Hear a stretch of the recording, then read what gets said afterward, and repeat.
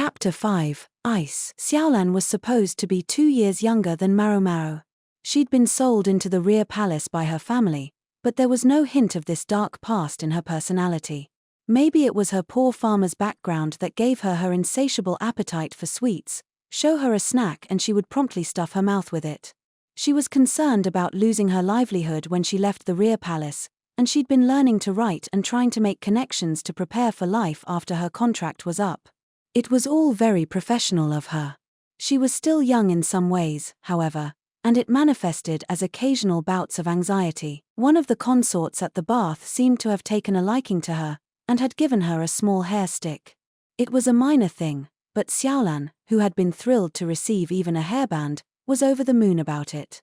That joy had possessed her until just a moment earlier, when she'd been running along without quite looking where she was going and had run smack into a cart that happened to be stopped in her way. And so we find ourselves at the present moment. What am I supposed to do now?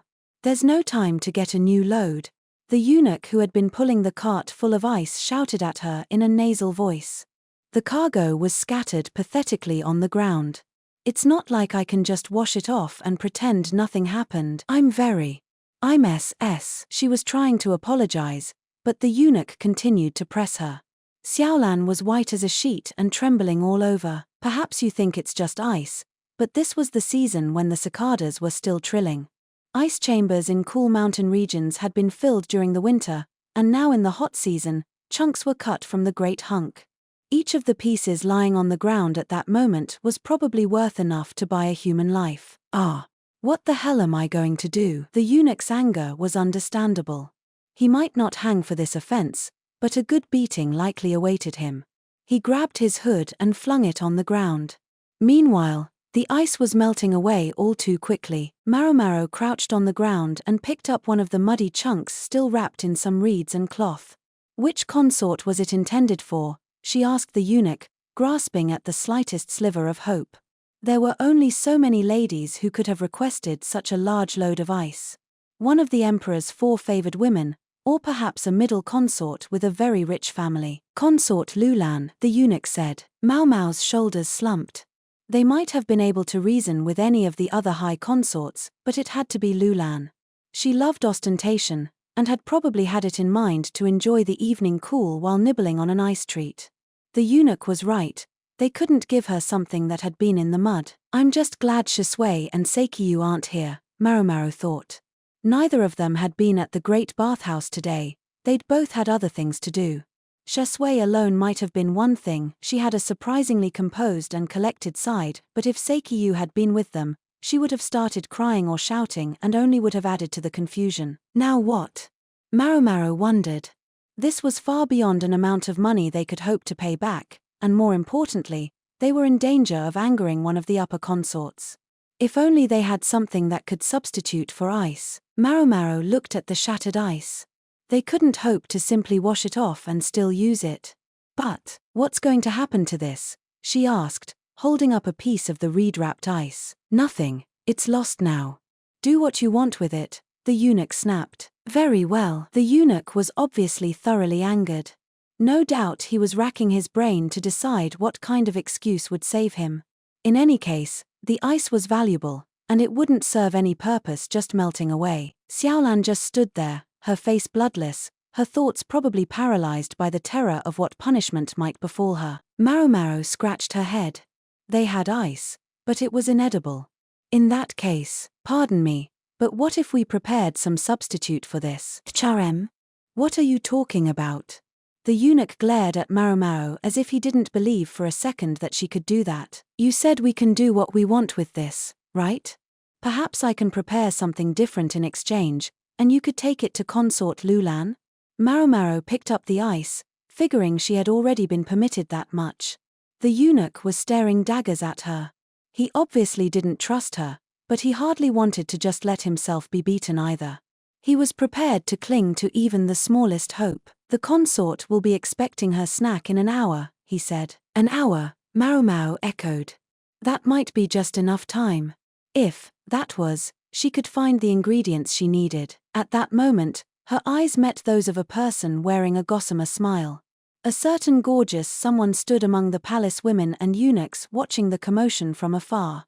He seemed to be quite at his ease. Beside him stood Gaoshiren, with an inscrutable expression. Yes, Jinshi was smiling, yet to Maomao he looked horrendously mischievous. She bit her lip and glanced at Xiaolan. Standing around here wasn't going to do them any good.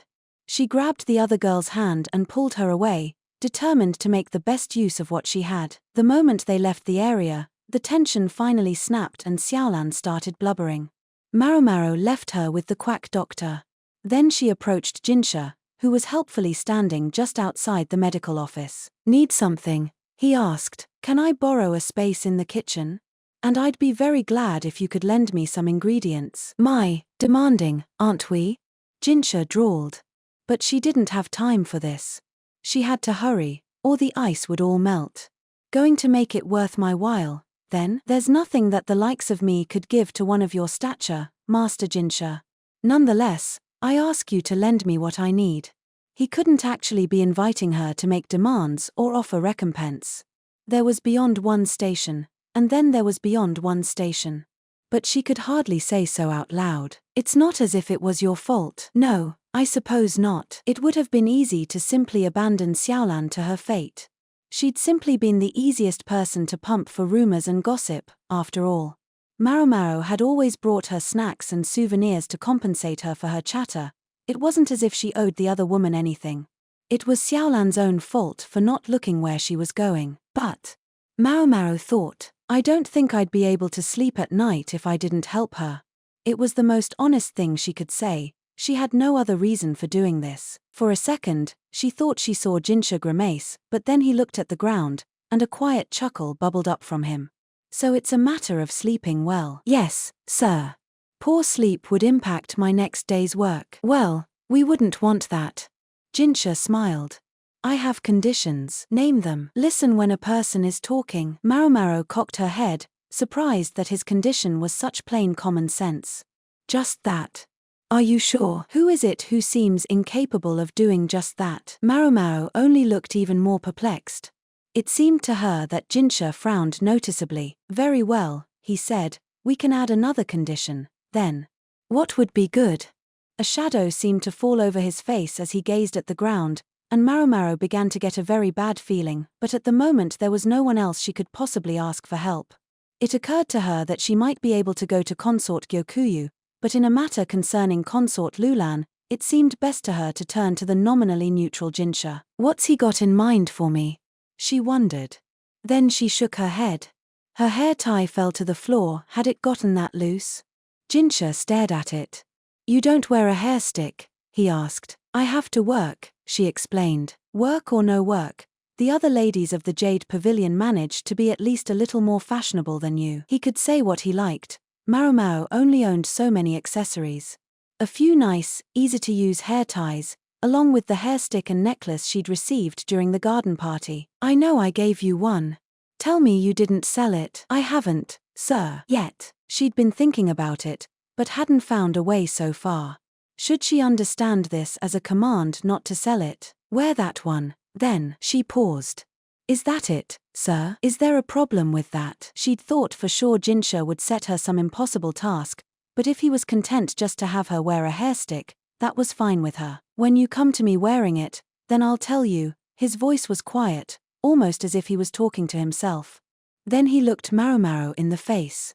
"I'll have everything made ready for you immediately. Follow me, quickly." He turned away. Maomao patted Xiaolan, whose tears had finally started to run dry, on the back, and followed him. The kitchen was bustling with preparations for dinner, but somehow they managed to claim a corner for Maomao. Thankfully, there were stovetops to spare, the better to cook for all the palace ladies at once. Yes, it might have been possible to carry out Maomao's plan in the medical office, but it could have been seen as rude to the consort to approach it the same way Maomao made her own snacks. Of course, she often made medicine for consort Gyokuyu that way, but that was an exception. Having prepared a place for her, Jinshi was dragged off back to his own work by a less than thrilled Gaoshiren. Instead, one of the eunuchs sat in a chair to oversee Maomao and Xiaolan. The eunuch who had been carting the ice around was there too, looking around the kitchen with utmost concern. Maomao, are you sure you can make a substitute ice treat like this? Xiaolan asked anxiously. I think so, Maomao replied. She'd seen it done once. As long as her memory was accurate, she thought she could make it work. On the table she had a large ceramic bowl and a smaller one made of metal. Her ingredients included cow's milk, sugar, and several varieties of fruit, among other things.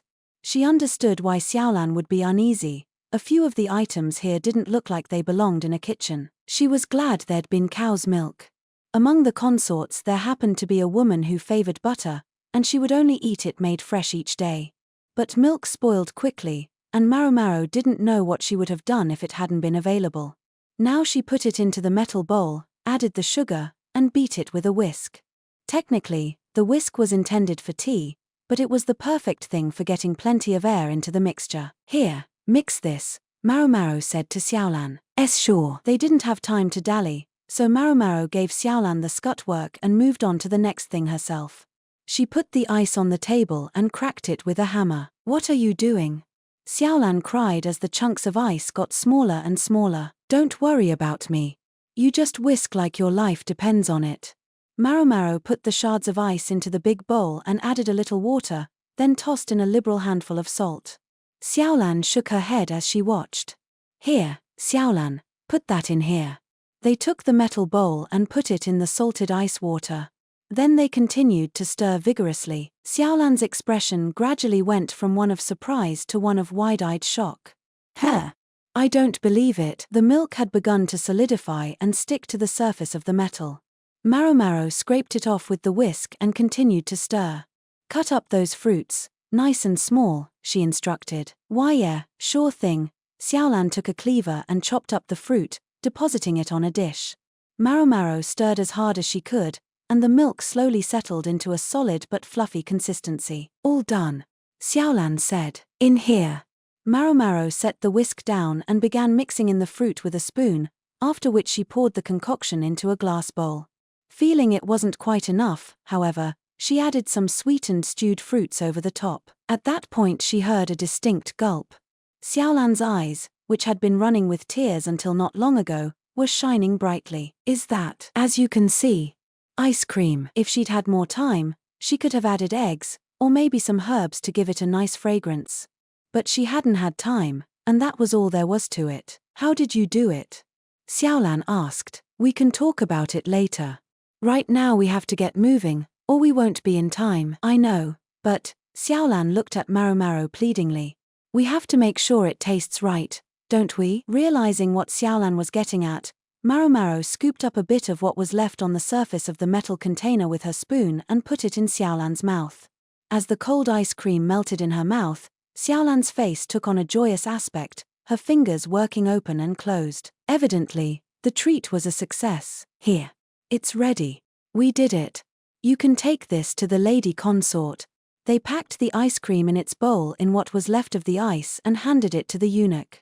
Both the man who had been guarding them and the one who had been transporting the ice looked at them wide-eyed. Did you really pull it off? The eunuch asked skeptically. In response, Maomao simply put a spoonful of the stuff in his mouth. His expression changed to one of rapture. I should think this will be acceptable, Maomao said. The eunuch, his eyes still wide, reached out for another spoonful, but she batted his hand away. He looked at her somewhat dejectedly. Come on, now, she said. Before it melts. Yes, of course. The eunuch placed the container carefully in a basket, wrapped it in a cloth, and then went running off. Their guard looked a touch envious, but seeing that his work was done, he stood and left. Finally, Maomao and Xiaolan looked at each other. Thank goodness it all went well, Xiaolan breathed. We don't know that yet. The real question is whether the consort will like it, Maomao said. She'd asked Jinshi if Lulan had any particular likes or dislikes, so the chances of the consort simply rejecting the ice cream outright were small. And she thought she'd made plenty of it, including enough to account for the checking for poison that would inevitably be necessary. Or, don't tease me like that. Anyway, come on, let's eat the rest before it melts. Yeah, better eat up, a new voice said. Maomao and Xiaolan looked over, startled, to find Shisui with the ice cream bowl firmly in her hands. Hey, What are you doing here? Xiaolan said. Hey, you know. There was some kind of commotion, and before I knew it, I'd dropped what I was doing and come to investigate. You're the worst. Xiaolan exclaimed. Maomao privately agreed, although she herself was hardly in a position to criticize. We had the most awful time. Oh, Shui. Don't eat it all by yourself. You can't just steal someone else's hard work. This is delicious. Stop that. Leave some for me. Shui fled, the spoon still in her mouth, with Xiaolan in hot pursuit. Guess I didn't make enough. Maomao, wondering if the last of the ice would be enough to prepare another snack, started putting ingredients in the bowl again.